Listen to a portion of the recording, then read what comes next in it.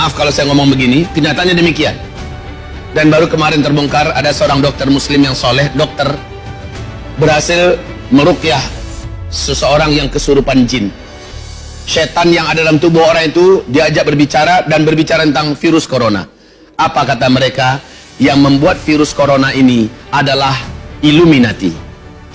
This virus that was implemented by the United States in China, is it linked to jinns and magic, or is it just a chemical weapon? The Freemason Lodge has worked on this project for years without reaching the results.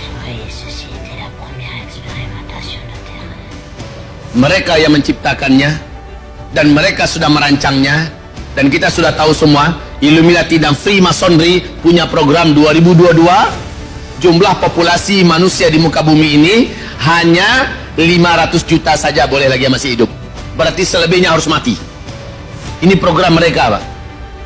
50 program rahasia mereka, yaitu Freemasonry yang dikendarai oleh Illuminati dan Freemasonry, The New World Order yang dikendarai oleh Illuminati dan Freemasonry. Program mereka adalah matikan manusia sebanyak-banyaknya, dan mereka menciptakan virus yang ganas ini. Lalu kata setan itu, kami yang bertugas untuk menyebarluaskannya. Was the first ground experience.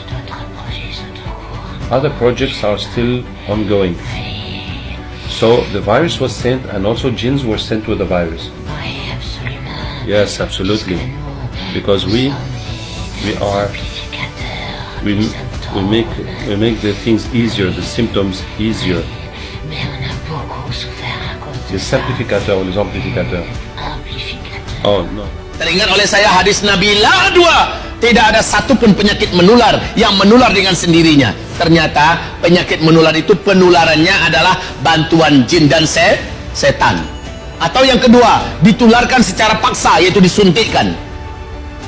Disuntikkan atau berhubungan intim, berciuman langsung, atau berhubungan intim langsung, maka terjadilah penularan secara langsung. Nah, kalau lewat udara dan sebagainya, menurut hadis Nabi, setanlah yang mengantarkannya. Dan ternyata setannya diajak diskusi, benar, mereka lah yang menyebarkan itu. Ketika ditanya kepada mereka, kepada setan kafir ini, kenapa kalian tidak mendatangi orang muslim? Kami tidak bisa menembus mereka. Ini penting, Pak. Bu, kami tidak bisa menembus orang-orang muslim. Orang muslim yang macam mana? Orang-orang muslim yang menjaga agamanya dan berpegang erat dengan agamanya. Mereka sholat dan tidak bermaksiat. Tubuh mereka mengeluarkan cahaya. Virus yang kami bawa tidak bisa menembus dan memasuki cahaya yang ada keluar dari tubuh mereka. Ini pernyataan setan itu.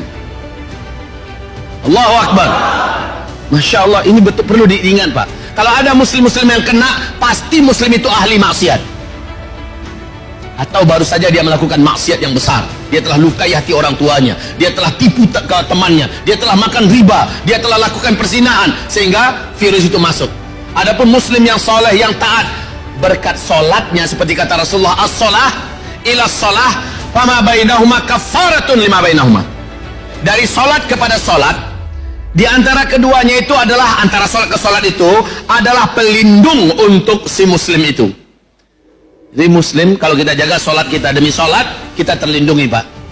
Walaupun satu lift terkena COVID-19 dan kita ada di tengah-tengah mereka, semuanya serentak batuk mengeluarkan virusnya, kita menjaga zikir, kita menjaga solat, kita tidak bermaksiat kepada Allah, maka takkan ada yang tembus dengan izin Allah, takkan ada yang tembus.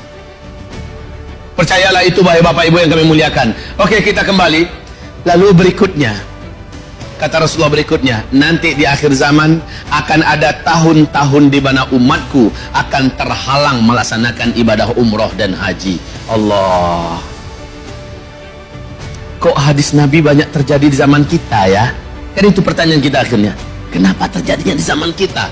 Semula saya meyakini bahwa kasus terhalangnya kaum muslimin melaksanakan ibadah haji dan umroh di akhir zaman itu adalah ketika terjadi peperangan internal di tubuh keluarga kerajaan Arab Saudi.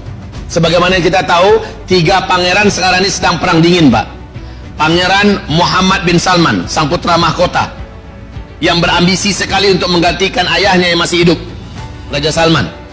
Yang kedua adalah anak kandungnya Raja Abdullah yang telah meninggal. Raja Abdullah sebelum Raja Salman ke Raja Abdullah, anak kandung ini bernama Mut'ib bin Abdullah, dan dia punya militer, dia punya jaringan, dan dia punya kekuatan, dan dia punya pengaruh di kerajaan Arab Saudi. Ini juga sedang perang dingin dengan Muhammad bin Salman. Kemudian juga Khalid bin Talal, ini juga pemilik kekayaan dan militer, pemilik kepolisian militer. Kaum muslimin yang kami muliakan, mereka ini sedang bergaduh. Pikir hati saya, ini terjadinya penghalangan untuk orang melaksanakan ibadah haji dan umrah ketika meninggal Raja Salman. Mereka bertiga kelahi, perebutan kekuasaan, dan akhirnya tentulah negara ini akan menghalangi orang-orang untuk melaksanakan ibadah karena keselamatannya tidak terjamin. Betul? Dan negara-negara luar pun pasti akan menghalangi rakyatnya akan berangkat umrah dan haji sebab sedang ada perang di Saudi. Logika yang bisa dipahami sekarang itu begitu. Ternyata Allah percepat ini dengan cara penyebaran virus corona ini.